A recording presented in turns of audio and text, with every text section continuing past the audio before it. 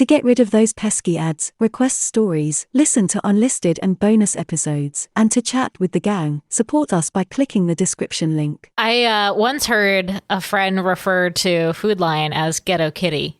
Ghetto Kitty. And I had not heard that before. I like and that. And I was like, I mean, Food Lion. That's kind of accurate. It used to be a Bilo. Bilo, the one that closed over here, was not good at all. I never went to that one. I mean, like I went, but I didn't frequent. Yeah, I went a couple of times when like it does happen to be on the way home. Mm-hmm. But no, it was never worth it. It was always worth it. And now that space is empty. Yeah. I think they should put a Dave & Buster's in there. Congrats, Katie. Katie said that she is officially a licensed cosmetologist and college grad. Congrats, that's awesome. That is so cool. Nice. Now I can now you can give me hair tips because I've been cutting my own hair. He's already That's tried. not the same thing. No. Cosmetologist is. Is hairdressing cosmetology technically? Mm-hmm. Yeah, because that's one of my rules. Of the two types of women you don't date, one is cosmetologist, and two is anyone that drives a PT Cruiser. Those are interesting standards. Don't hate on the PT Cruiser crew, okay? I mean, I love my PT Cruiser. And Katie is like, you know what? There's Laura is also a cosmetologist. She's the Brazilian waxer. I'm sure y'all are exceptions though. Another one that I don't really, it's kind of a rule, is I don't date a woman that is a Pisces, because like me, we're very emotional. Fucking crazy. Cray. What about Geminis? What's the Gemini? Are they also crazy? I don't know. I just know Pisces are crazy. Gemini, I am a Pisces. Scorpios. So. I know but you're not really I don't think you're supposed to end up with someone who's the same sign as you. Oh, really? Yeah, I think I read that somewhere. I could be wrong. Because you're too much alike. You need someone to balance you out. Yeah. What's up, everybody? If you're new here, this is Talk Murder Me Podcast. We are having a great time here in Charleston, South Carolina. The weather is pretty good. Partly cloudy. And we are live streaming. Got my two best friends here, Nicole, and I can't show you the other one, Luna. She's on the couch. I'm trying to I actually thought he was going to say Hubble and Luna. I thought he was going to exclude both of us. Yeah. I'm not surprised or offended. We release episodes every Tuesdays and Thursdays at 9 a.m. Eastern Standard Time. We also live stream every Saturday at 1 p.m. Eastern Standard Time. On time. Mm-hmm. On time. On the money. And then after this episode and every other Saturday, we do a private live stream episode for our supporters, our Taco Supremos. And you can sign up for that, patreon.com/talkmurder, I think. Or just type in Talk Murder Patreon. I'm sure you'll find it if you do some digging. Good luck. But the episode after this, we are talking about, you've never heard of this guy before, the Buttermilk Bluebeard. That's the second episode? Yeah. I did get you buttermilk as requested. Yeah. Are we having pancakes? A serial killer that you have never heard. No one has done this one, dude. And Buttermilk Bluebeard sounds like a dairy pirate. Like, should we just go get some ice cream after this? Or you guys can ponder on why they call him Buttermilk. Why that's in his name. I'm afraid to really think about that without knowing it. Yeah. Anyway, so I got that one for you guys. And tonight we're doing an episode, a request from one of our supporters, Ashley. She's on here. What up? What up, Ashley? She's up in Canada, and this is her request tonight. This is a Rehtaeh Parsons story. So Rehtaeh, as you probably need to say her name a few times because it took me a while. Rehtaeh. So it's Heather spelled backwards, but you'll see it spelled out. But that's how it is. Oh, okay. Yeah. So we will be doing that one here after we take shots and everything else. But that's all I got. Cool. Today's surprise shot request. Now that Jenna's back, we are gonna go on down the list. This is for Christopher. Christopher. You sure it's not Christopher? I mean, he spelled it Christopher. Nice. That's very it could be Christopher. Christopher. All right, guys. And this is a specific request. Surprise shots. Surprise shots. We don't know what they are because they're a surprise. What the fuck was that? Cheers. Wait, we're doing this and Jello shots. Yeah. Oh fuck. There's like The Jello a shots. lot of Jello shots. Oh, I made them shit. for 4th of July, but they didn't cool in time. All right, we'll need them. Cheers, Christopher. Cheers. Does that have Mountain Dew in it? That was Oh fuck that. It No. was good. Mountain Dew and Southern You Comfort. think that was good? How did you can't tell Mountain Dew's in there? How? I put it on the top so that it would have a little bit like you would put it. I can't tell Taste it Mountain Dew first. is in there. Well, it was. Like Mountain Dew specifically. Has a very distinct flavor. I liked it. This is everyone that's on here right now. We're literally taking shots. Is it okay? Yeah, it's okay. It was just a very big shot. Oh. Good luck trying to get it all in one thing. That's what they said. Delicious. Did you put Malibu in there? Well, we actually had a Taco Supremo join literally like 10 minutes ago. So how cool is that? That's Nice. awesome. So thank you for joining us, Amanda, Riley, Jennifer, and Jennifer. Wow. 2 Jennifers. Nice. More Jennifers. Riley, I messaged you and Amanda and Jennifer, not the new one. But one of the big perks of doing the support thing is getting all the episodes, like all of them, ad-free on your favorite podcasting app. So Apple, iTunes, or whatever. It just shows up early and automatically. So make sure you do that because like that's like the thing, man. I don't know. Can we get another Jello shot? Yeah. This is a pretty sad case. I'm not going to lie. It's not brutal or anything else like we usually do, but it's really important. And this case is requested by our good friend Ashley, who I call Ashleah because I've never seen anyone spell their name like that. Ashley. Yeah, but her name is Lee. Leigh. Lee. Yeah. Yeah. Leah. Yeah. There's no A there. Oh, okay. But anyway, so tonight I'm going to get started. We are going to Canada. We're going to Cole Harbor. And Ashley, I know you're on there. Where are you in relation to where this happened? Is this real familiar to you as far as, because I feel like you may have heard this before the documentary came out. And there is a documentary on Hulu or Netflix or something. I didn't watch it. I'm pulling all of this research, 90% of the research from a book by the victim's father. Okay.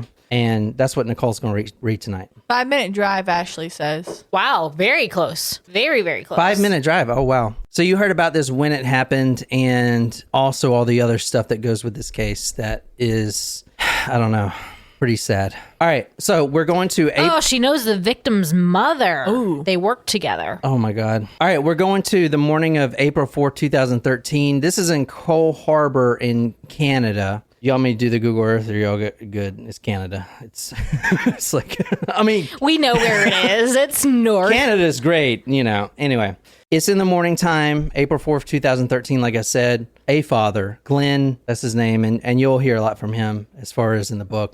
He wakes up because the family dog's name is Ozzy. I almost named Murphy that. Good really? name. Good Yeah. dog name. Yeah. I don't know, man. Not after Ozzy Osbourne. I don't know. Well, it was going to be Oscar, and I would call him Ozzy for short. Oh. Oscar the Grouch. I like it. Also, that's the name of the dog in Curb Your Enthusiasm. That works. But that's not why. Well, I think we got to keep going with the planetary theme at this point for us. I think Pluto might be the next one. Ozzy, the family dog, wakes up the father, as usual, dogs do when they have to pee. At least that's what he thought when he woke up. The dog's like, you know, what is it? Oh, hey, buddy, you know, you have to go E-O-T-T-Y. I can't say it because our dog is in the room. She would start barking and run outside. No, she might. would literally just like start peeing on the couch. Let's be honest. But this morning was a little different because Ozzy, he didn't have to pee, but he did look sad. Dogs seem to know things kind of before humans do sometimes. They can pick up these signals. And you'll see this is crazy that the dog knew this because Glenn is in his home by himself at this point. There was nothing to indicate to the dog that something was direly wrong except for the constant flashing of Glenn's phone, the missed messages, the missed phone calls, and that was the only thing that Ozzy would be able to see. So he could sense that there was like an emergency. Yeah. He didn't want to look at his phone. Somehow Ozzy knew. And when he did look at his phone, before he even put his PIN number in there, he immediately knew there was something wrong with his daughter. His daughter's name is Rehtaeh. R-E-H-T-A-R. I always have trouble. R-E-H-T-A-E-H. Yeah, which is Heather spelled backwards. her mom actually wanted to name her daughter that ever since she was a child. And you can see that in her book. That's Rehtaeh right there. She's so pretty. The dad knows something's wrong immediately. And I mean, I can just imagine, because you know something is bad, but you still force yourself to look at the phone. And tonight, Nicole's going to be reading from this book. I definitely recommend it. It's a fantastic book as you can get. These books right here are the victim's family when they write the book. You know it's going to be sad in every case, but it's also going to be real. It's going to talk not only about the family's struggle, but about the dad's struggle, about him coping. It's sad, man, but it's a really good book, and it's definitely recommended by me. It's called My Daughter, Rehtaeh Parsons by Glen Canning, and Susan McClelland helped write the book. I think she's an investigative journalist, so she kind of helped put things together. So it's really well written, is what I'm trying to say. But anyway, this is what Nicole's going to be reading from tonight. And Ashley, I'm going to send this to you right after this, so don't buy it. So it'll just look for it in the mail. So the dad puts in his pen. He knows the worst has happened. And this is from his own words. I quickly punched in the password access to my voicemail. Messages, several of them, all Leah, calm and collected. Glenn, Ray hanged herself last night. Glenn, Ray hanged herself last night. Glenn, Ray hanged herself last night. I wiped my perspiring forehead with a shaky hand, thinking, because of the flatness in Leah's voice, that I must have heard wrong. I'm tired, I told myself. I'm trapped in my nightmares. Yeah, unfortunately, it wasn't a nightmare. She goes on to say, quote, "We're at the hospital. I need you to get to the hospital right away. The doctors are not detecting any brain activity." Like I said, April 4th, 2013. She hangs herself, but she's still alive. She still has a chance. The doctors are not detecting any brain activity. She is alive. She doesn't have a lot of brain activity, but the dad noticed that she looked, quote, too warm, too comfortable, too cozy. Now, the ambulance brought her to the hospital, and the doctors hooked her up to a breathing machine and a life supporting machine. This is 17-year-old Rehtaeh. So she is now fighting for her life at this point. The heart monitor showed beats, slow but steady. My own heart fluttered, and for a moment I thought the doctor was wrong. Ray would survive this. I leaned over and kissed my baby girl on the forehead. I then moved my lips close up to her left ear. When you wake up, I'll take you to McDonald's, I whispered. The mother, Leah, which Ashley said she worked with, puts a message on her Facebook page. This is in the hospital. Her daughter is clinging to the last. I mean, she's in a coma, deep coma, hardly any brain activity, and she's trying to hang in there. And this is what her mom posts on her Facebook. My beautiful girl struggles with each breath. She fought depression for over a year now. She found herself in a web of betrayal where friends turned against her. Still, she tried to get up over and over again. She was running on fumes, and still she tried. They walk the streets happy. She sits in ICU fighting to survive. That's the world we live in. So what did you pick up from that? That she was struggling with depression, and that there was probably a friend issue that may have been the triggering point. Yeah. Like bullying or something. Yeah. She sits in the ICU fighting to survive. That's the world we live in. Now, let's talk about her. Since she was a child, she wanted to be a marine biologist. Her dad goes through his story, and it's very honorable what his father does. And this is really interesting, his job. He's a marine diver in Canada, and he has been for 25 years, I think, or probably even more. But for 20 years, his job was to deactivate mines left by the Nazis. Wow. It's pretty crazy, isn't it? I thought you were going to say the oil things, the episode that we did where the... Oh, no. I mean, up. I guess the Nazis left a bunch of mines in the ocean. They had subs, yeah. So his job was U-boats. to clear these mines. Isn't that crazy? That's dangerous. Yeah, of course. It's really dangerous. He does go into one death that impacted him when he was in service. Something, I don't know the physics, but something to do with the rebreather and a buddy. I guess the rebreather is something that they use. It's not an oxygen tank. It just, when you breathe out, it somehow scrubs out the carbon dioxide and turns it into oxygen. Anyway, if something's wrong with it, you just breathe in carbon dioxide. So his buddy actually died at the bottom of the lake. Very sad. But anyway, you can see how he goes into this, and the father is recounting his own life and his struggles. And it's just, man, anyway. So tonight we are talking about Rehtaeh. She was 17, and before any of this happened, she did regular volunteer shifts at SPCA.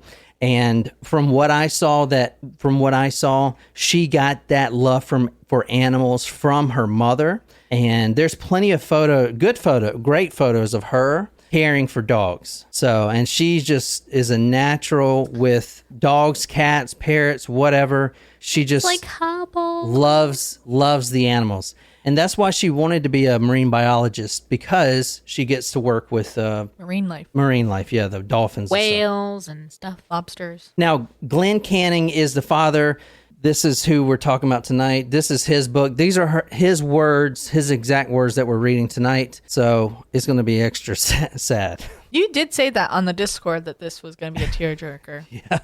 I need to get another beer. And I'm talking more about Rehtaeh in a little bit, but let's talk about the first time. Now, we're going back 17 months here. We're going back. We're going to talk about the first time Rehtaeh reached out to her father, begging him to come home. He was on a business trip. Now, the parents are split up. Glen and the mother, Leah, they're split up. Okay. Glen's new wife. Now, Leah is the biological mother, and Glen's the biological father. Correct. Krista is his new wife. So if you read anything that has Krista in it, that's his new wife. Mm-hmm. Okay, just everyone on the same page. Parents are split up. At this point, Rehtaeh is living with the biological mother. The first time he knows anything about what's happening is from text, and he gets him on a plane when he's traveling. What's wrong? Ray's response came fast and riddled with typos, like she was typing frantically. Don asked me a question. If you love me and your father, you have to do this for me. Tell me what's wrong. Dad, please, you promised. Let me live with you. I'm on the plane. I have to turn my phone off.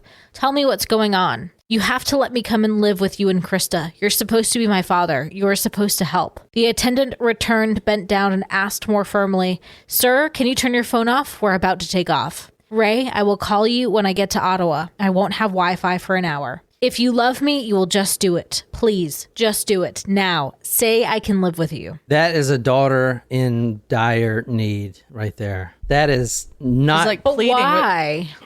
Well, I'm going to tell you why. Well, one of the things that, should I wait for you or should I give my theory? But do you know the story? I don't know this story, but the only thing I can think of is working with education is that there must be, like, maybe there was something going on at school, and like depending on where she wanted to transfer schools? Depending on where the father lived, and this could be different in Canada than it is in the United States, but like in the United States, if you live in a certain district, you're assigned to a specific school. So if the father lived outside of where that school zone was, then she would not have to go to that school. Or something could have been going on in the neighborhood, or something could have been going on with her mom. I mean, she clearly was in distress. It took Rehtaeh quite a while to disclose what happened to her parents, and she only could do so as she was curled up in the fetal position on the bathroom floor, speaking softly. She is defeated. This is a 16-year-old girl who is defeated in life. That is terrible. I think a lot of kids feel that way, though, nowadays. Yeah, it's more common than you think. Rehtaeh was never popular, and this is what she's telling her parents. Well, they know she's not popular, but she's not unpopular. She's like right in the middle of the pack, kind of in the gray area.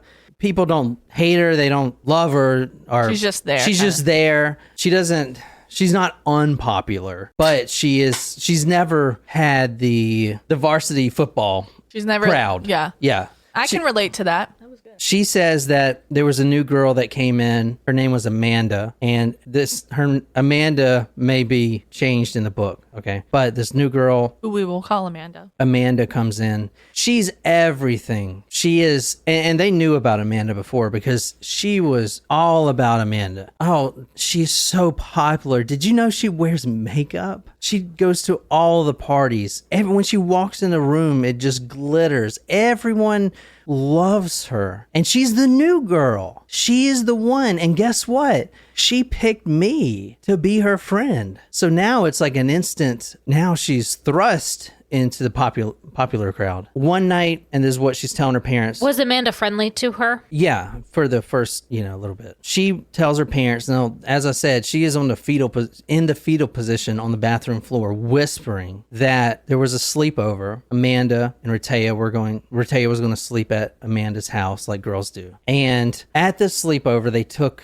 a walk down the street, and Amanda at some point says she wants to stop by some boys' home right down the street. Now here at now these are the actual names of the boys. Okay, they were changed in the book, but thanks to Anonymous, that the mask wearing guys, they're pretty much public. So 2 brothers lived at this house, Cole Shipian and Hunter Shipian. There were 2 other guys, and these are all teenagers, 16, I think is the highest age. Literally, the Hackers Anonymous made this. Yeah. I should have said that. Yeah, the anonymous hackers, the ones with the mask and the V for Vendetta mask. Yeah, so they Fox. They were in this case. They've done a couple other cases that we've talked about. Sometimes I don't mention them, but this one's very important because these are all underage individuals. And as we'll get to, they came out and said, if something is not done, we will release these names. And that was the big threat. And they did. They hacked all their Facebook accounts and everything else. So, and I'll just go read this. This is from Anonymous, their post. As we have promised in the past, the accused are Cole Shipian, Hunter Shipian, Kyle Brimakome, and Cody Cosby. Ooh, what a good look. We were just talking about that. All right. These were the 4 boys at the house. As I said, 2 brothers lived there.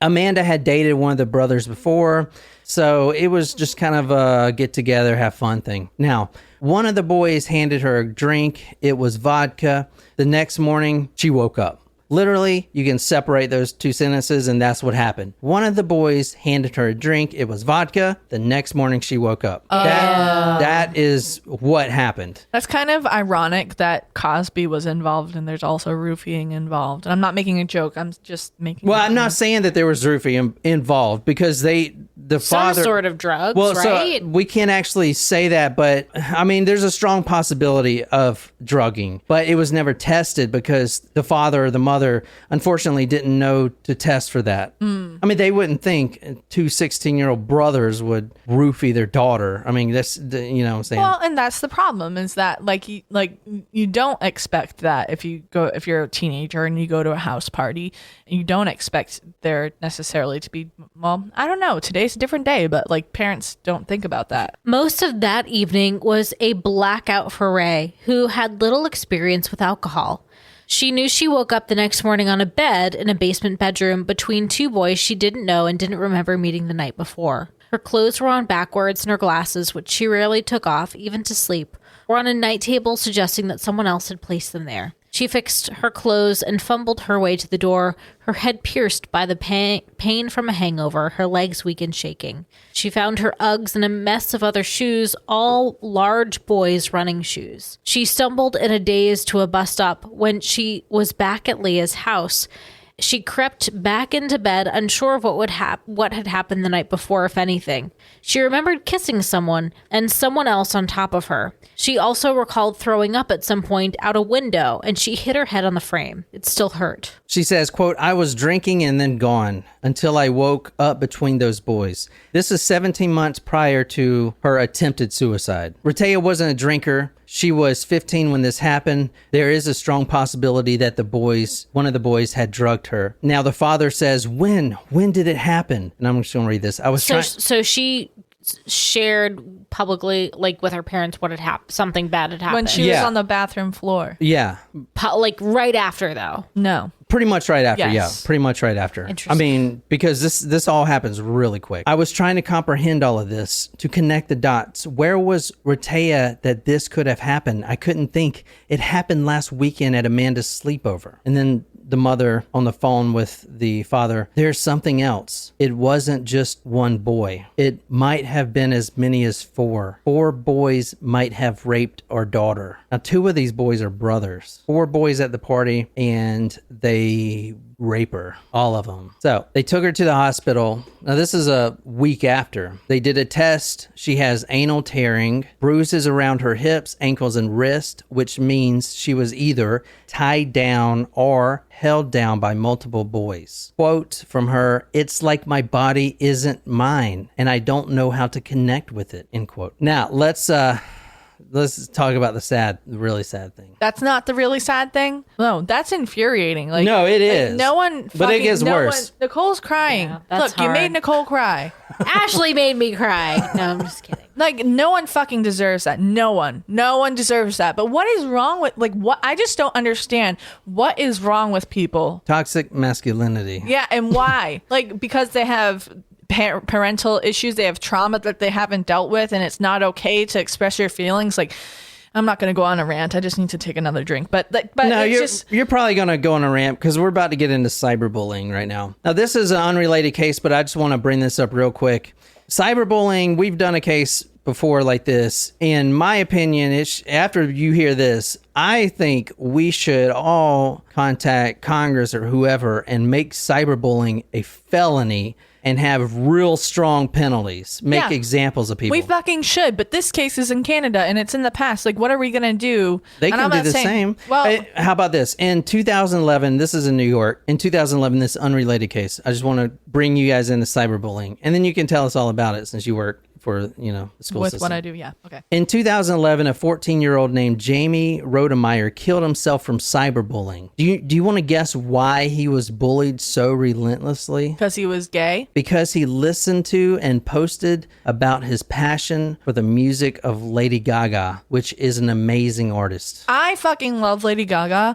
She is an amazing. Yeah, she's amazing. I'm not gonna. I can't. Okay, keep going. A Lady Gaga fan. The fans want you to rant, Jen. So they're like, rant, Jen. No, I'm getting so upset. I'm getting so mad. It gets worse. I'm getting so mad. A 14-year-old. Now, this is in 2011. I'm just bringing you guys into cyberbullying and how terrible it is. He killed himself because his peers ostracized him and sent him hate messages and death threats and everything else because he would post videos from Lady Gaga. Lady Gaga, who is, and one of the most talented, because most artists out there nowadays are not very talented. She was clear, and this is from EW.com. Gaga was clearly devastated by this news, tweeting, "The past days I've spent reflecting, crying, and yelling. I have so much anger. It is hard to feel love when cruelty takes someone's life." She later tweeted, "Bullying." Now, I like this too. I agree with this. She tweeted, "Bullying must become illegal. It's a hate crime. It is. It is. Yes, I agree with that. This must end. Our generation has the power to end it." You know what?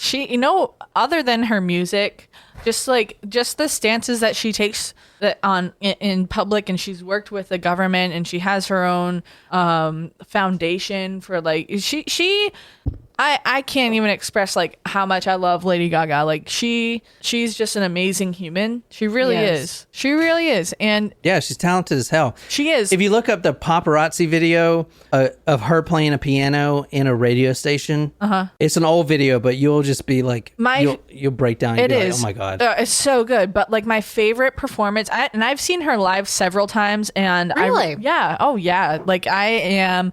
That is one concert you might be able to get John to go to. Well, she's not coming around this tour. She's not coming near here. The closest she'll be is in Atlanta, and she's playing at Fenway in August. And I considered getting tickets, but I just couldn't. I don't know. I don't know if I'll be able to make it work. But I've seen her live several times, and I've seen her. The past few times I've seen her, I've been general admission and have waited literally since 7 a.m. to get front row seats.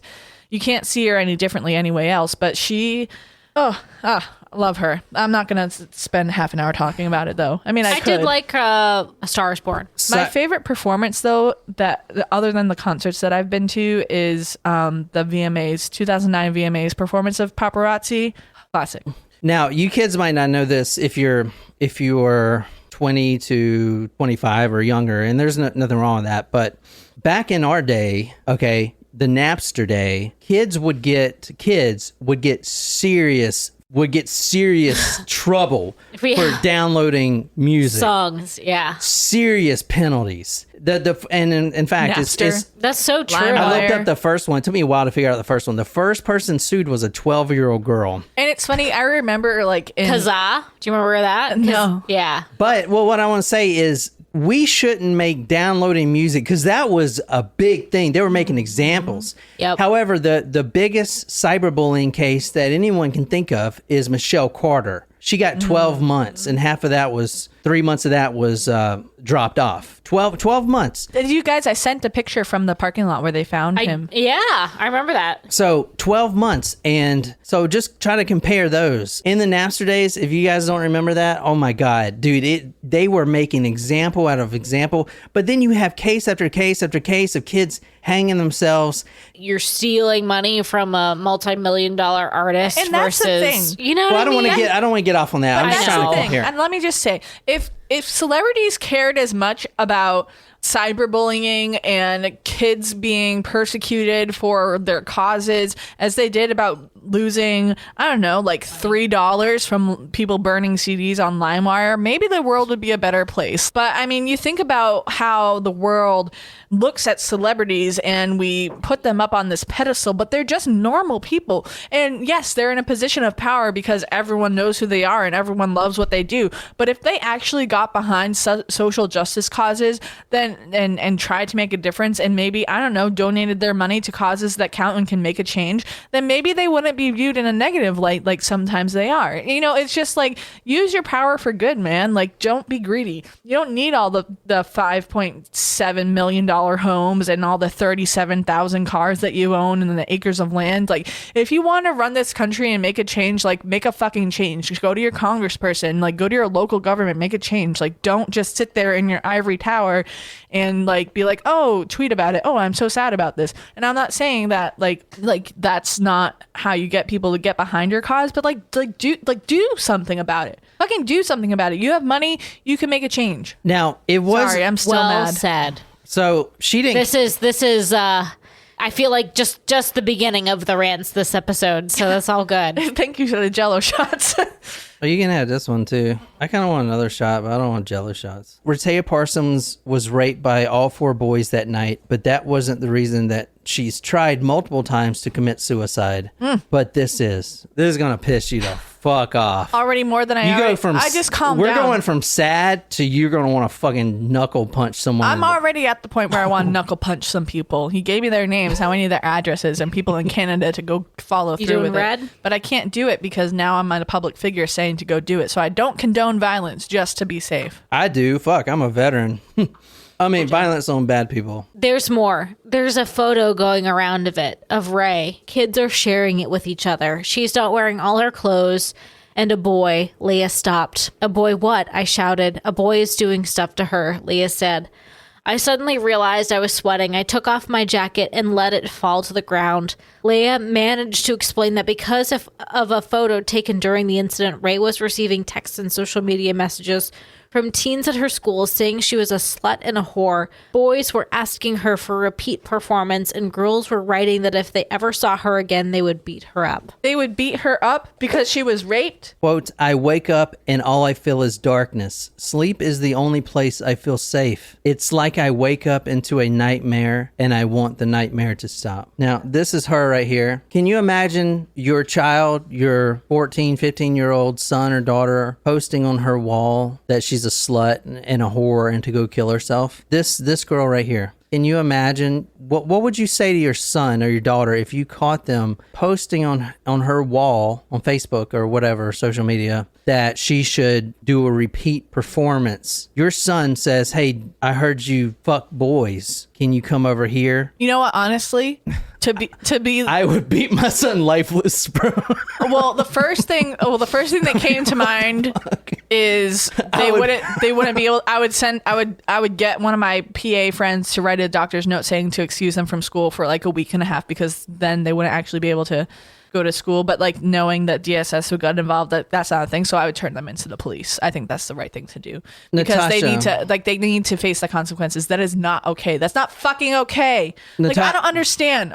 Sorry, Natasha, right on the money. She said, "Isn't this child pornography?" Yes, it is. This is the photo. The photo is not out there. The photo is child pornography. It's not out there. There's actually a group, I think I'm pretty sure associated with the family. It's on Facebook. It's like a report group. If the photo resurfaces, then they do actions to immediately take it down. The photo is child pornography. This is a 15-year-old girl and the other boys too. I mean, this is child porn. So the photo is not and should not ever be available. But if it is, there are report groups, I guess, to take it down. But this is the photo described. Rehtaeh is drunk. She is almost naked. I guess the pants pulled down. One of the boys is up against her, inside of her. She is hanging out the window of, remember, so she went on a walk with Amanda and they stopped at the two brothers' house. Mm-hmm. She's hanging out the window, either throwing up or had just thrown up. The boy that I guess is inside of her is raping her, is giving a thumbs up and a smile to the camera like this, and he posted on his social media saying he's getting lucky. That's fucking terrible. I feel like a vein's gonna pop out of my neck pretty soon. Jen's gonna blow up. Like, this is why I do what I do, but and it's hard to stop the spread of this shit. I get it, but at the same time, this is child porn. I get it. Kids are stupid. They do stupid fucking things and think that is well, it's not just the kids. We're going to talk about these parents of the kids here in a second. And then Nicole's going to blow up. Both hosts are going to blow up. This is going to be me.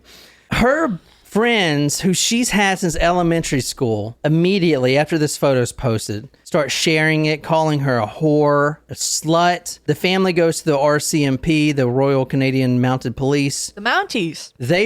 All they wanted is this photo of child porn confiscated. They don't want any charges. They want to, because this photo is getting spread through the school halls, through the lockers and the gym classes, and in class, they're picking up their cell phones and they're sending it in class. Oh yeah, I'm not surprised by that. Yeah, every kid is sending child porn to each other in class because they don't understand what the consequences are and what that really means. Like, I haven't had. Well, yeah, actually, I have dealt with a case similar. But the school should have been like, this is a felony. They wanted the photo confiscated. The best that the police have done in this case was say that the family couldn't use Rehtaeh's name because she's a minor and you can't disclose the names of child in child porn, which is fucking, like, who cares, right? The next phone call they received was November 22nd. The RSCMP handed the file to a detective constable, Patricia Snare, and basically they didn't do anything, and which is why Anonymous came in, after this happened. All they told her was Ray needs to be interviewed again. So she gave a full interview, and then 2 months later they call her. Photographic fucking evidence. Exactly. There's photo, and all they wanted was it to be confiscated and then, not passed around. So now they're like, she needs to do an interview again. So in her mind, she's thinking, why? You can charge. Do they not believe me? The RCMP would take the next 2 years stringing the family along and blatantly lying to them about progress being made. They did nothing. Her school did nothing either. One of her true friends, one of the friends that stayed, now her friends are from elementary school, turned on her. But one friend, Beth, was so disturbed by this, she went to the guidance counselor and begged, sitting there, please, my friend is depressed. She's suicidal. This is a torment. The teachers know that this is happening. Everyone knows it's going through the school. The guidance counselor told Beth that because the incident happened off school grounds and the photograph was being sent around virtually, i.e. not at the school, it was out of the school's hands, and Beth shouldn't talk about it any further. Jen's about to fucking light on fire. I think I'm like, my hair's gonna fall out. Jen, this might calm you down a little bit. So after that happened, this comes up. You want to tell us what that is? Group supporting Rehtaeh Parsons' alleged rapists accidentally exposed their identities on Facebook. What's the title of that Facebook group? Rehtaeh Parsons. And what's on her neck?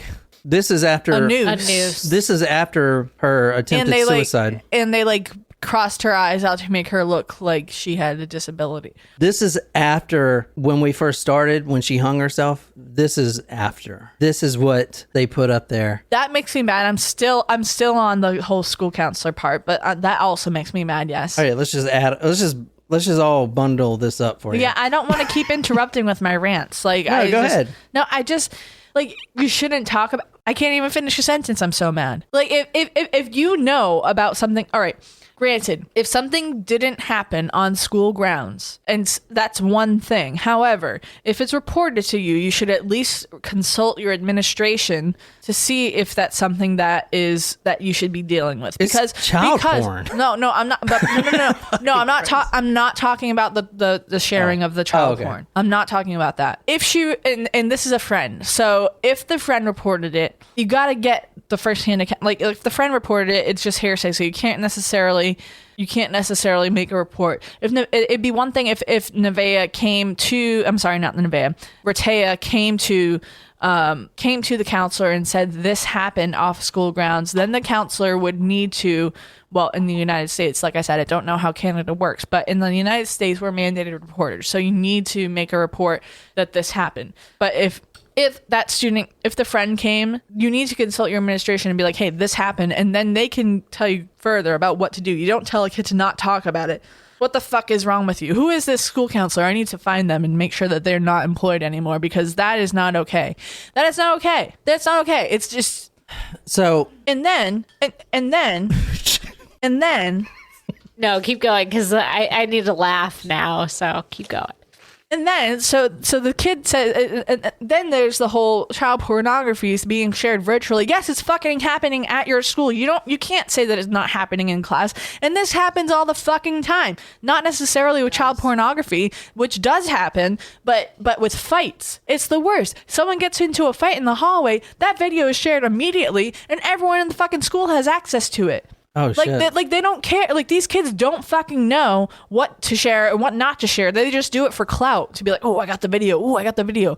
Like, do you know how many times kids have tried to show me fight videos? They'd be like, oh, Coach Collins, check this out. You can ruin someone's life. Like, there was a fight that happened this year at school that someone like literally got knocked unconscious on the bathroom floor, and like, Coach Collins, look at this, and I'm like, no, I don't want to fucking see it. And you need to delete that, and then they get consequences. Well, not just delete it, and then they get consequences. At least in our school, like if you have the video, you get like if you're sharing the video, you get consequences for sharing those things. If you're sharing child pornography, even if you're in possession of the child pornography and you don't share it, that's you can be penalized for that because you're in possession of it. Surely the parents of the rapists, Cole, Hunter, Shipian, Kyle Rimcomey, and Cody Cosby, have something to say. Oh yeah, they probably said my kid wasn't there, right? That's not my kid. Or they blame it on the victim. She was drunk. They say this. She couldn't give or decline consent when she had a throat full of underage cock. That's a parent that said that? This is a parent, yeah. Are you fucking kidding me? Are you fucking kidding me? No, I'm serious. Parent said that? Yeah, and the parent, this is not the only parent. We're going to go over some parents. When she had a throat full of underage cock, you're going to talk about a kid that was raped like that? What the fuck is wrong with you? This is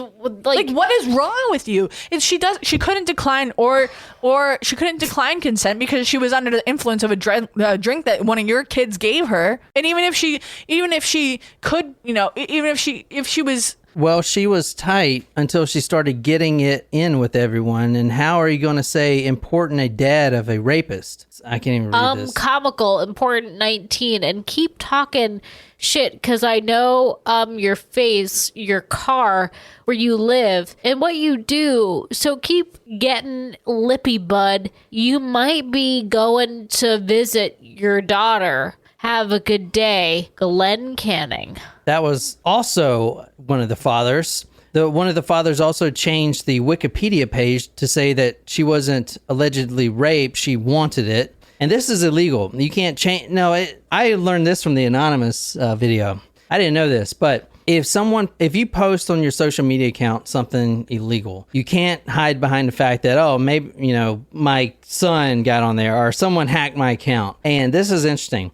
The IP address and social media account is similar to you driving a car. You get stopped and there's a bunch of drugs in your car. Your social media account is yours. Even if someone hacked it or whatever, that's still your responsibility. You're still liable, right? Yeah. So if you're driving this car with drugs in it, the cop's not going to be like, oh, okay, it's not yours. We'll just take these drugs and you can get on. You're getting arrested and you're going to tell us who did it. Or someone's going to fess up, or everyone's getting the punishment here. Right. So it's the same thing. If you post anything online, you can't say that your account was hacked or whatever. Like, it's your responsibility. I didn't know that. Anyway, I'm sorry. There's that what is it? Rehtaeh account. Retarded. How they're saying it's retarded. It was taken down by Facebook, but somebody did, fortunately, save it all. So I'll put this on the maybe on the website. On the go-back machine. But this is everyone that was involved in it. Now, I want to say before if you guys go and look up these people, because these are real people. Most of the ones involved deleted their Facebook accounts, but like this is the sister, Letitia Morgan Brimcombe. Some of these were added not wanting to be added. So I don't know. I guess Facebook, you can add people and they didn't know. Because some people say that, like, why am I in this group? Get me the fuck out of here. How did you add me type of shit. But this is pretty disturbing. I think rape, this is from Amber Rose, I think rape was actually a drunken, sloppy night. Jesus fuck. I mean, you could just read these. These are fucking terrible. I don't want to read them. And these are also, the parents are in here too. The parents are in here too. Just real quick, here's I'm just going to pull these up real quick. Yes, she was bullied. Yes, she died. All horrible. It never should have gone that far, but there was no rape. She should have been honest and sucked up the embarrassment. Maybe she could have not put several penises in her mouth that night. Was from someone said that. Oh, here you go. This is from some of the parents here. You want to read some of this stuff? They were cheering for her death. Some of these were adults. I just want to say that I'm laughing at her death. Fuck the Parsons. LOL, she died. She died like a bitch. Lame people like her need to die. Okay, so you know how I was talking about reversing the pyramid earlier? These are the fucking people that don't need to reproduce. Like, what the fuck is wrong with you? Okay, so, and this is, I'm pulling from when I was away back home in Massachusetts. Like, you need to teach people respect. Okay, so I was at home, and my sister and I were in line at a Cushionet Creamery at the ice cream shop, which is like a really popular ice cream shop. I have a point, believe me. So we were in line. The line is like out the door. It's literally from like that tree to where I'm sitting right now. Like, this place is popular. So we're in line, and then all of a sudden this guy, he like, one of his friends goes, hey, like, they weren't together. They were just like friends with each other. He brings his son over in line, and they're talking, and he cuts the line. And not only did he and his son cut the line, then he brought over like 3 other people that were in his family, and they all cut the line. And I'm like, you can't teach your kids that that's okay, because entitlement. It's entitlement. And it's like, okay, it'd be one thing if you were like together with that guy, like being like, oh yeah, hey man, like, okay, here you are. That's what. But like, you literally, like, his family didn't even know that they were going to meet up with that friend, because the family was walking to the back of the line, and then he called his family over to the front of the line. And yes, it was only like 5 people and like one party, but still, I was pissed, because you can't just do that. You can't chat and cut. Calling it back to Curb Your Enthusiasm, if you guys know what I'm talking about. But it starts there. Like, you need to teach your children like respect and how to like teach your children well. They will tell. Yeah. Okay. So like, that just bothered me. I wanted to blast that motherfucker out on public, because that really bothered me. And like, these people should not be. These are the parents. I understand that. These are the people that don't need to have kids. If you're going to act like that, like, it's one thing to defend your children, but another thing to be like, LOL, she died. Like, what the fuck is wrong with you? And this is after she attempted suicide. Like, what the fuck? Now, we're going to go through her PTSD. She had her phone off at one point for 3 days. She turned it back on. There were hundreds of messages and notifications calling her names and sending her threats. I'm going to read these because these are bad. One of them said, you had a foursome with my friends? What about me? You slut. You tried to steal our boyfriends. We're going to come after you. We have the photo and we're making sure everyone gets it. These are all separate. Slut, whore. She wanted it. She's good for one thing and one thing only, a gangbang. A friend of Amanda's wrote, "You did this to hurt Amanda. You were jealous of her life, her community. You are just such trash. We will follow you with this wherever you go. You will never have a life again." A long-term friend of hers named Patty from elementary school wrote on Rehtaeh's Facebook wall, and this is the quote that sticks out. This is what you will see on the story. She just wrote on the Facebook wall, quote, "Sluts are not welcome here. Loser, whore, die, Rehtaeh, die. Why don't you just go and kill yourself? Your life is nothing more." Jesus Christ, dude. Your life is nothing more than a rag anyways. At this point, Rehtaeh's mother is calling the kids that are posting this on her wall, calling the parents to say, look what your kid just posted. They told my daughter to go kill herself. Soon after she started contacting the parents, she got notifications from the parents saying the following: "She loved what happened to her. That's the kind of girl she is. You don't even know your daughter." Oh, another woman writes on Facebook, "I don't know how Rehtaeh could have kept her hands off them." Another one simply said, "She got what was coming to her." Pretty terrible. So let's talk about her PTSD, because she obviously had it. She couldn't... I'll be right back. Hold on. Keep going. Where are you going? No, I'm okay. Are you crying? Oh, shit. Yes. Well, this is Ashley's fault. Following this, she would constantly be in the shower. She would wash her hair, clean her nails with a coarse brush. She would soak in the bath over and over and over and over and over all day long. She would let the water drain out. She would sit there with a blank stare on her face, fill the tub up again, do it all again, all day. She was afraid to go to school. She had nightmares. She had This is PTSD. She had panic attacks. That's PTSD. She had anxiety, terror, nightmares. Her blood pressure rose. Heavy breathing, nausea. Anything was a trigger for her. That is PTSD. Her sleep never lasted long and was punctuated by nightmares. Sometimes I stayed to be there when she woke up. And when she did wake, she would often be choking and perspiring, reaching for the hand of whoever was near her. When she stayed at my house with Krista and me, she would cry out in the night for me. I would come running and place my hand on her back. Just knowing Leah or I were nearby seemed to comfort her. She did find comfort in her old diary entries, and this is her trying to recreate herself. She's trying to put herself back together, but as you'll see, that was a futile task. It could never happen. The second police interview was November 29th, 2001.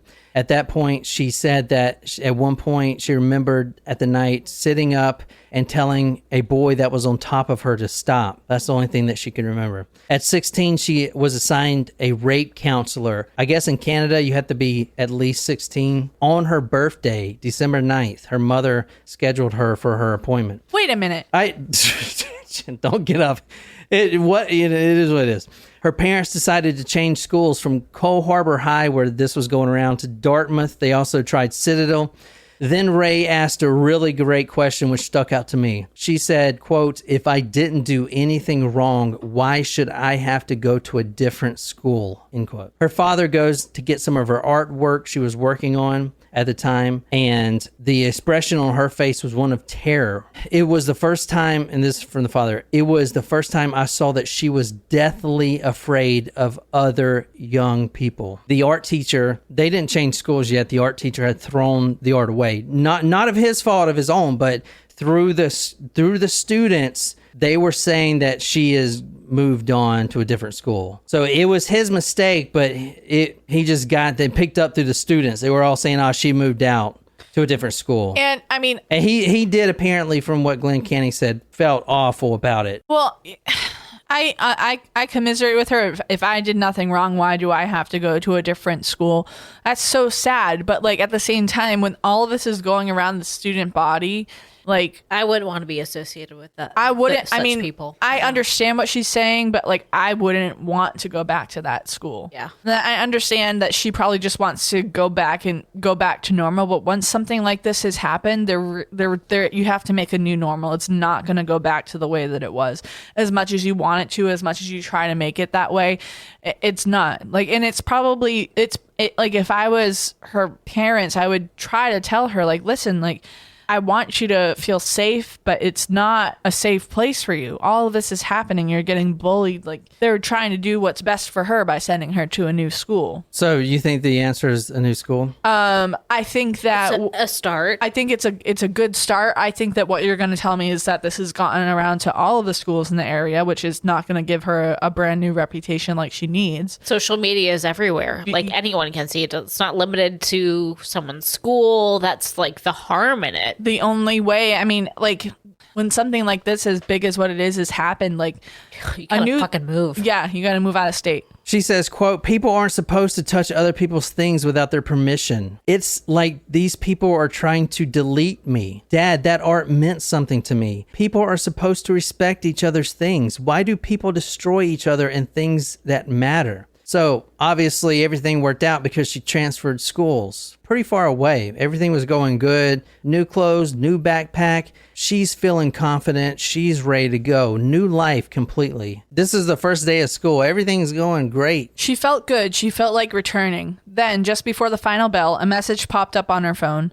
It was a friend of Amanda's. She said she knew that Ray was at Dartmouth High and that she would be waiting out front to beat her up. The girl implied that she was going to send the photo to everyone she knew at Ray's new school, and wherever she went, she would be followed. The next time the police called was in March. They said now they have evidence, but they wouldn't say what it was, and they never returned any of the calls again. March 24th, 2012, we're going to after the new school and everything. So she went to a new school, Nicole, and then the first day, everything was going great, and then she got a text message saying that, I know you're here. I'm waiting out front to beat you up, and we're going to send the photo everywhere. She can't go anywhere. I mean, honestly, what would, as a 16-year-old in high school, male or female, opinions of other kids fucking matter a lot. That's all that matters. Now, March 24th, 2012, she's living with her aunt. She is way out living with her aunt at this point. Changed her whole life. She's living at a cabin. She's seeing the sunset, everything else. March 24th, 2012, the aunt walks up the stairs. She noticed muddy footprints on the stairs. Everything's quiet. The guest room door was shut. She pushed it open. On the light fixture, a black belt, her black belt, was knotted around it, and she sees Rehtaeh. This was her first suicide attempt. Quote, I didn't want to do it. I just wanted the nightmare to stop, the noise in my head. After this, she begs her father to put her in a mental health facility. Begs her. Begs him. And I mean, he does. He complies. Quote, I want to live, Dad. I want to get better. I need help. She actually lied to the counselor and said that she was on meth and all kinds of drugs because they didn't want to admit her. And then she says, I'm addicted to drugs, meth, cocaine, anything, just to get into that facility because she knows she's going to kill herself. She knew, like, it's horrible. And that's the worst part is that, like, if you don't take someone seriously when they say that they're going to kill themselves, when someone comes to me and they say that they have suicidal ideation or they're planning, like, we have to do a whole assessment to see where they're at. And normally, if it's high enough, then yeah, we're gonna send them to go get admitted somewhere. But the thing is, now we can't say to the parent, you have to take them. We have to say, we strongly recommend that you take them. We can't tell them, go send them now. They can't come back before they see you to be a doctor, which used to be a thing. But now we have to say, we strongly recommend it. But if someone says they're going to fucking kill themselves, you shouldn't have to lie and say that you're on meth to be admitted somewhere. Like, that's a problem. That is a problem. Quote, if I leave this place, I will die. She started to cut herself. She used a zipper on her jeans and then paper clips that she would steal from the nurses and ballpoint pens. So they didn't see this? They didn't see her cutting herself or self-harming or anything? No, I don't want to get into how they dropped the ball. But I mean, like, for real, though, like, you need to look out for these kids. Okay, sorry. She showed me her hacked up arms. Quote, watching the blood come out is like watching the pain leave. She cut so deep that her bed sheets had to constantly be thrown away because they were completely blood red. Her father now this is in the mental hospital. Her father had to bandage her up like a baby and rock her. Now, I didn't get into Rehtaeh a lot, but I want to say this is one of the smartest young individuals I've ever seen. If you're into science, especially science fiction like Isaac Asimov and Stephen Hawking's, which is not science fiction, but science nonfiction, if you're into that, you would also enjoy this book because she was. And a lot of her conversations with her dad talks about black holes and multiple universes and stuff like that.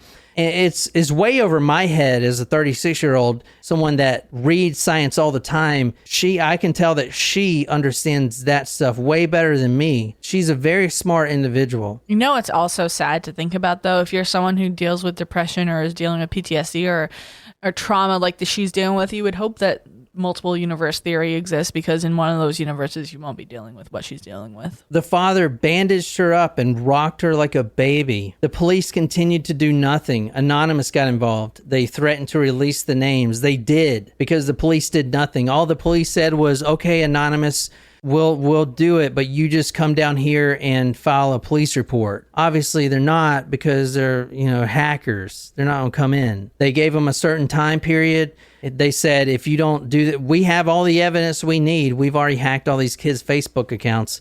We will release their names. And they did. And they sure as hell did.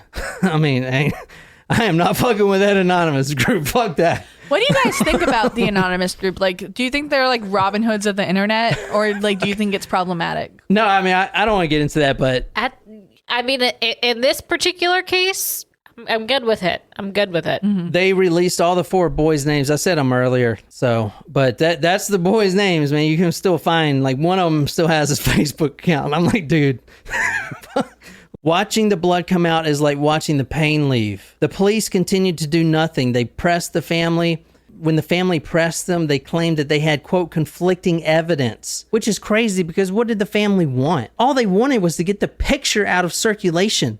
What conflicting evidence? They're not even concerned about 4 boys raping their daughter. They just want the picture. She's not going to kill herself because of the rape, because that would eventually fade out, but a photo that is just passed around and the school's not doing anything to stop it. She thinks she's worthless, and she's starting to believe this. Well, the school's not doing anything, the police aren't doing anything, so maybe I am a slut. That's what she's probably starting to think. Maybe they are right. Maybe I did do something wrong. Maybe I should just go kill myself. I mean, what do they expect? It's crazy. So I don't know what this quote conflicting evidence they had was. I guess they interviewed the boys and they were like, nah, she wanted it. Anal tearing. You remember when she went? She want. Do you want anal tearing? No. Do you think that's something that someone wants? Oh yeah, just do it so hard that there's anal tearing. Stop. I'm already clenching my butt cheeks. Like, no. She didn't want that. She was most likely drugged. She had no idea what was going on. All right, let's finish this up. We're back in the hospital. She attempted suicide from where I started off. This was attempted suicide. I hope where you are going next is as wonderful as Cozumel, I whispered, leaning down close, my lips touching Ray's ear, her soft milky skin still warm. I'm sorry, I said, so sorry I couldn't have helped you. And that's when the machines beeped erratically a few times. A nurse came into the room, checked Ray's pulse, and then pressed the intercom for a doctor. People came and went. Leia on one side of the bed, holding one of Ray's hands, me on the other doing the same. Ray passed then. The last part of her brain died, gone within seconds. Gone. Like she knew if she hung on any longer, she'd be taking more than just herself. One of the things that the father remembers her saying before she died was this. She said, quote, God's abandoned me. The devil has done more for me. Damn. That's it. She's dead. Attempted suicide. Yeah. She was brain dead after that. And that's it. That's the story. So tell me those motherfuckers were charged with something. What do you think? Well, it's Canada, so probably not. Yeah, they were charged 1 year probation, child pornography. That's what Alaskan Avenger them.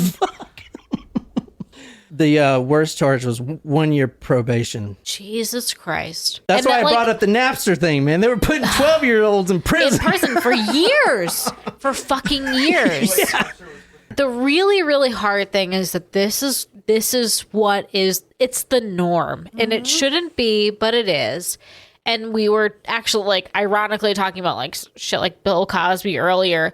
This is why women don't come forward. It hurts my heart, and I think I can now like say, and I think I've said this in a couple episodes a long time ago. I was sexually assaulted when I was a freshman in college. And I remember thinking like maybe it was kind of my fault. Was it kind of me? I was drinking, but I wasn't that drunk. I told this person to stop. And I was a lucky one. I ran away because this person tried to take off his clothes, and that was my way to get out the door. And I had history class with this motherfucker. Oh, God. Every Monday, Wednesday, and Friday, What's his freshman year. You tell him what their name is. Tell the people what his name is. We'll get him. I honestly don't remember his last name. His name was Damien. And I remember... Damien, like demon. Damien. And I remember I barely told anyone. I didn't even tell my fucking therapist at the time that this happened. I didn't tell anyone because I was ashamed, because I felt like it was my fault, because I thought that maybe because I was a little bit drunk, I was inviting this whole thing. I wasn't interested in him at all. Like there was like somebody that I really, really cared about who was my sister's friend. And he was actually the only person I told. And I kept it to myself. Slowly, I maybe told a couple people that like this guy was not a good guy. And I kicked myself every day because it happened again to somebody else from the same guy. And I blamed myself afterwards. She had the courage to speak up and report this person. I think he was suspended, expelled, something. This was in college. It was like very different times. And I was like, that's the like, I was fucking lucky and that shit happened. But I didn't say anything because I felt like somehow it was me. Like maybe I was afraid, like maybe I invited it. Maybe I like allowed the kissing part of it and that was okay. And that impacted every single fucking relationship I ever had afterwards. John was the only relationship I ever really had afterwards. And, you know, I could not help but get emotional because I think about how, like, I was lucky. And I'm not going to get into politics. And I think about how difficult other people who maybe aren't so lucky may have it now in the US. And like, that's another fucking hard thing. But it is still hard when you think maybe you did something wrong or hey, like you can't help but question yourself. And I do 100%. I am a survivor. Like I am strong. I came out the other side, but I was fucked up for a long fucking time. I couldn't, like, my whole approach to life was different. Oh, I couldn't really? just Holy shit. trust people anymore. And I can't even comprehend like what that would be like because I mean, except for You're seeing you're seeing the counselor side of it and be like, how could somebody fucking say something like that to somebody? But I mean, like as women, like most women, I mean, we're brought up to be like, oh, like that guy, he's so cute. Like you need to impress him. You need to do this. You need to do that. And then it's like you're, making out with him at a party. It's like, oh my God, this is finally happening. And then it's like, oh no, I don't want it. No, I don't want it. That's not what I asked for. But that's not like. But then it's like. I'm not in your position. I can't speak to it, and I can't even imagine what that was really like. But just to be like, that's kind of what we're taught is to be like submissive and to be like, okay, like let's just pretend it never happened actually, because it's easier. But and it was. Yeah. That's the other weird thing. Like it was easier for me to just be like, you know what? Maybe it didn't happen quite the way I remembered it. Yeah. And yeah. Yeah, but see, she had a photo of it. I can picturing like if that happened and it was to just me, like bombarded that would her. have fucking ruined me. It was yeah. all Around the across school. the school. The photo circulated even when she transferred schools, and it wasn't just the photo. It was girls telling her that they're gonna beat her up, and guys saying, "Hey, do you want to come fuck me since you fucked these other guys?" But here's the thing: she had a photo, and she was still being threatened. People like that went through like what Nicole went through, and worse. that don't have photos only have what they have experienced. And you don't get to say, look, this is the proof that this happened. It's just she's saying that because she didn't really she doesn't want people to know that she wanted to fuck this guy. No, that's not the thing. Like, women are abused and raped all the time, and they only have their word versus the man's word, which in society is worth more than what the woman says, because we're taught that we just need to fucking take it, and that's not okay. All right. So anyway, that's the story that was requested by our good friend Talco Supremo. Ashley, if you guys want to request your own story, just support us, patreon.com, and type in Talk Murder to Me podcast. Ashley, that's what's Wow, that? thank Ashley. you for requesting this story. That was a beautifully tragic story. So anyway, we're about to do another story that is just insane, and it's not uplifting. I mean, it's still serial killer, but it's the buttermilk Bluebeard. Do you need me to go get the Dairy pirate. out of The dairy pirate. I mean, has anyone pondered on why someone would call him the buttermilk? Oh, you were going to say why anyone call him the dairy pirate? Anyway, we're going to do that next. And so if you want to stay for that, become a Talco Supremo. And for the middle tier, the $5 tier, we'll have that available right after we're finished. And if you don't want to interact and stuff, but the next episode is more interactive. All right, so that's all I got. That was the Rehtaeh Parsons story. Very sad. I'll put those photos on talkmurder.com, and that's it. So I'm sitting here with Jen and Nicole, and this is Talk Murder Me podcast. We release episodes every Tuesday, Thursday at 9 a.m. Eastern Standard Time. We record live stream every Saturday at 1 p.m. Eastern Standard Time. If you like this and you like this type of content and you're more into the alien stuff, you can follow my alien channel, and I had the link in the description below. It's Johnny Llama, and we do live streams every Tuesday and Thursday at 6 p.m. Eastern Standard Time. So anyway, that's all I got, and until next time, good night, you lovely, lovely people.